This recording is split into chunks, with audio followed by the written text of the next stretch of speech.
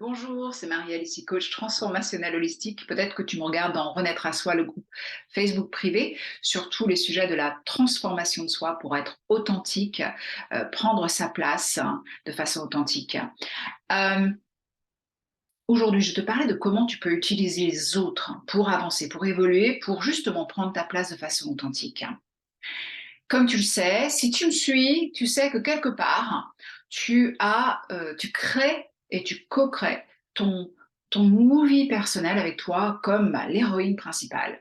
Et donc, à partir de ton projecteur, ton cerveau, de tes croyances conscientes, mais surtout inconscientes, eh bien, tu écris le script de ta vie et ta vie, ton movie, se déroule sur justement l'écran de ta vie dans ton quotidien. Dans ton quotidien, c'est ça qui est dans ton inconscient. C'est exactement ce qu'il y a avec les gens, les rencontres que tu fais, les situations que tu attires. C'est ça qui est dans ton subconscient. Les choses que tu aimes, les choses que tu n'aimes pas. Et justement, je vais t'inviter aujourd'hui à utiliser ton jugement des autres personnes et des situations pour évoluer, pour grandir, pour prendre ta place. En fait, donc, comme tu dis, comme je te disais, la vie autour de toi, c'est ce que tu as co-créé, c'est ce que tu co-crées à chaque instant avec tes croyances, surtout les inconscientes. Tu vas avoir deux types de reflets sur l'écran de ta vie. En fait, d'un côté, tu vas avoir ce que tu aimes, ce que tu adores. Ça va être des situations qui te font te sentir super bien, super aligné. Tu dis, ouais, ça, j'en veux plus dans ma vie. Mais aussi des personnes. Des personnes, euh, peut-être que tu as des amis ou alors une personne publique que tu adores. Tu adores sa façon de communiquer, dont elle se priorise, peut-être dont elle s'habille, elle se montre, hein, sa confiance personnelle, peut-être sa joie de vivre, sa passion. Euh, donc, tu vas regarder ça et je suis là pour te dire, peut-être que tu le sais déjà, que ces traits que tu admires chez l'autre, tu les as en toi. Ils sont soit exprimés, donc tu es déjà peut-être dans ta confiance, dans une façon de te montrer qui est très similaire à ton ami, par exemple, ou bien c'est dans ton potentiel, dans ton potentiel. Tu te sens bien avec l'énergie que cette personne dégage parce que c'est toi qui l'as aussi.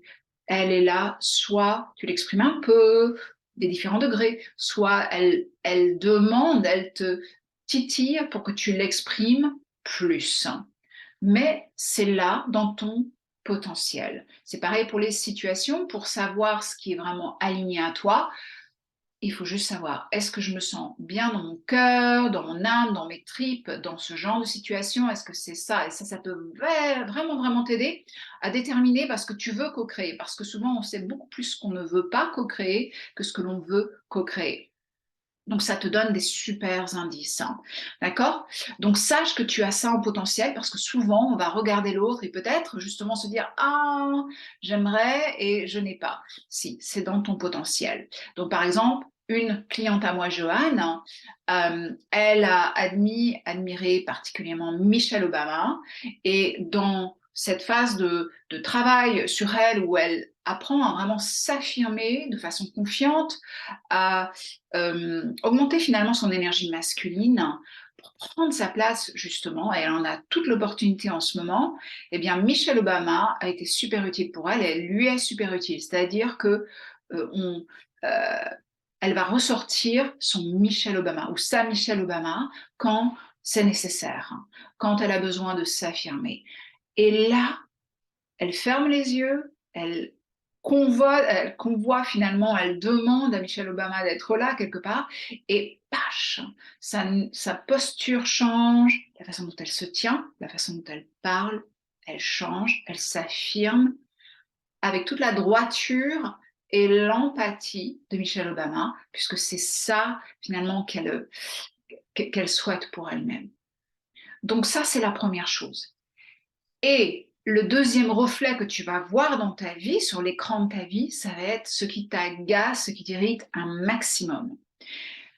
Que ce soit quelque chose que tu détestes comme ah là là, cette personne, qu'est-ce qu'elle est froide, qu'est-ce qu'elle est snob, oh my God, elle est tellement arrogante, ou alors regarde cette personne comment elle est égoïste. Il faut savoir que si ça te titille profondément en toi, c'est une facette que tu as en toi.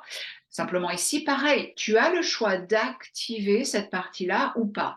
Mais la première chose que tu vas vouloir faire, c'est de faire la paix avec cette facette de toi. Cette personne est finalement dans ta vie pour te montrer ce qui est en toi et ce avec quoi tu dois faire la paix, parce que tant que tu lui mènes la guerre, elle va continuer à se représenter un petit peu comme un de ces petits chiens qui vient te mordre à la cheville. Plus tu le repousses, plus il revient te mordre à la cheville.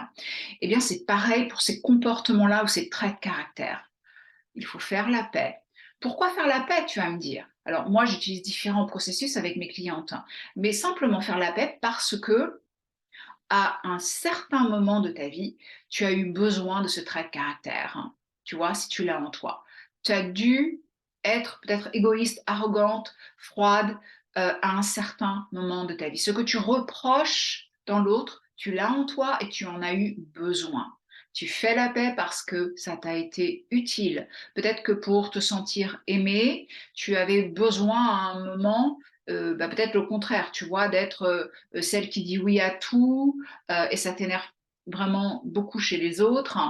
Peut-être aussi que tu as, ouais, tu as été dans une sorte de modestie, un petit peu une surmodestie, mais pareil, tu as peut-être eu besoin de ça pour grandir, pour évoluer, pour ne pas être trop dans la lumière. À un certain moment, ça t'a été utile. Peut-être qu'à un certain moment, tu as dû être quelque part égoïste, penser vraiment fort à toi, peut-être quitter la maison, quitter ta famille, quitter ta maman adorée, ta sœur ou je ne sais quoi.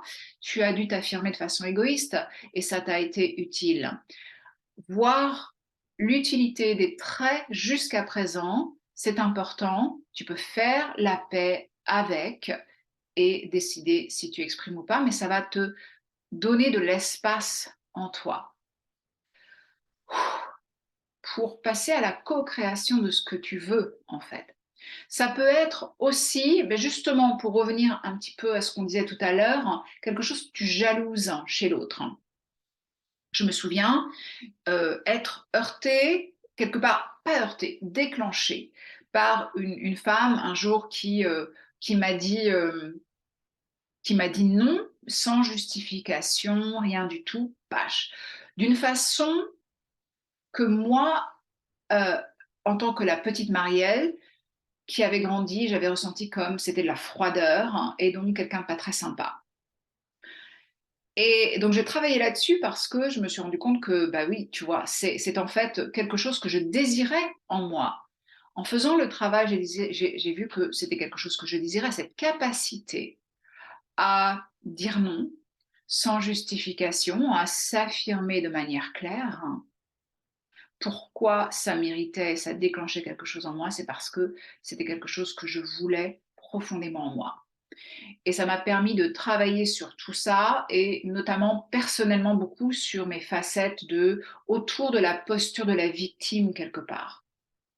Tant que je blâme l'autre ou que je jalouse l'autre, je me comporte un peu en victime. Je ne prends pas charge de ma vie, de mes émotions, de mes pensées et de mes actions. Et donc, j'ai beaucoup travaillé autour de ça et voir le reflet des autres, ce que je jalousais chez l'autre ou ce qui me déclenchait des émotions chez l'autre. J'ai pu travailler sur ça en moi, accepter ces sortes de polarités en moi. J'ai le droit d'être en même temps généreuse et en même temps égoïste, etc. etc. Et donc, c'est comme une autre de mes clientes euh, avec lesquelles on a pu travailler ça justement. Alors elle, c'était voilà, quelqu'un d'autre, je ne sais plus comment elle s'appelait. Ouais, Maude, voilà. Maude, donc en fait, une des amies de Maude était pleine de confiance, d'attitude positive et de sex appeal, très sex appeal. Et donc en fait, Maude, sa copine, elle l'adore et en même temps, elle se sent carrément déclenchée par l'attitude de son amie. Elle lui reproche d'en faire trop.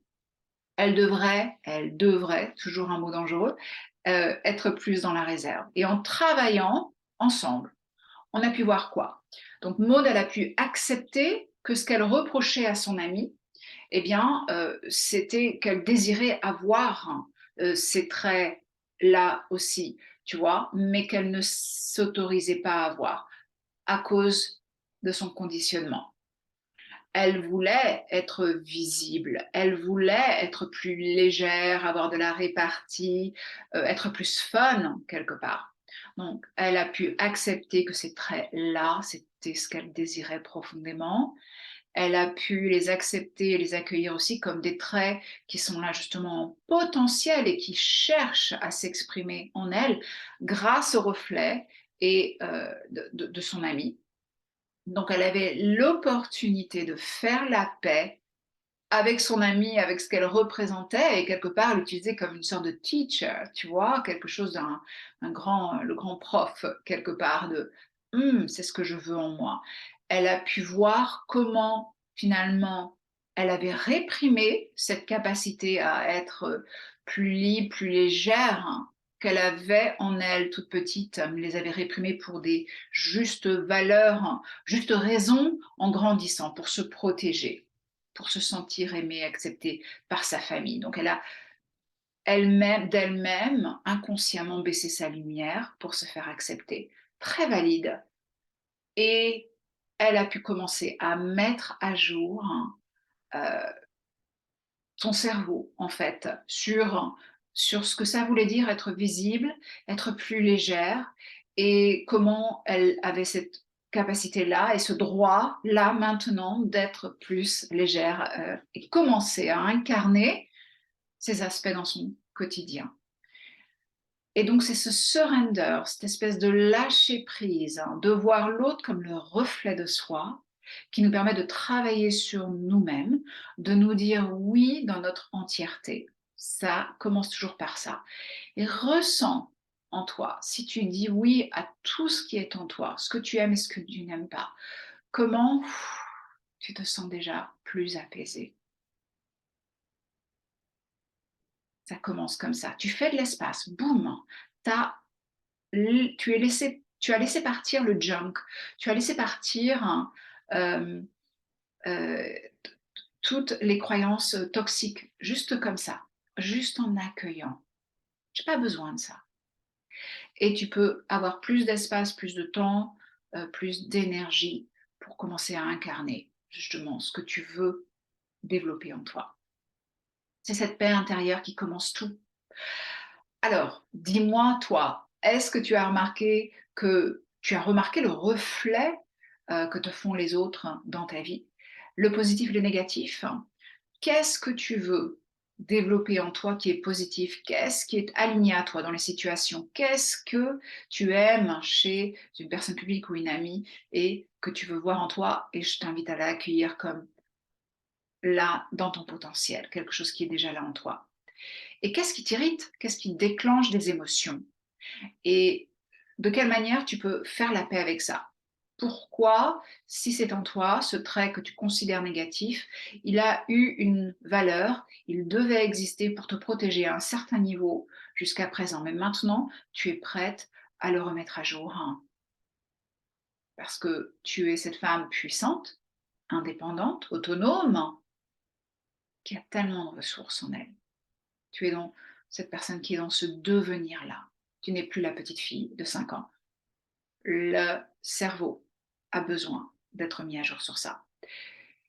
Donc, dis-le-moi. Et puis, si tu veux être guidé justement sur comment faire le vide, comment faire la paix avec toutes ces facettes de toi, accepter tes polarités pour pouvoir vraiment prendre ta place de façon authentique, j'ai tout un programme sur ça. Ou alors, on peut travailler sur une facette à la fois avec l'hypnothérapie transformationnelle aussi, pour vraiment aller au fond de tes croyances inconscientes et puis les remettre à jour dans la phase puissante de l'hypnose. Tu me dis tout ça et puis je te souhaite une super journée. Je te dis ciao, bye.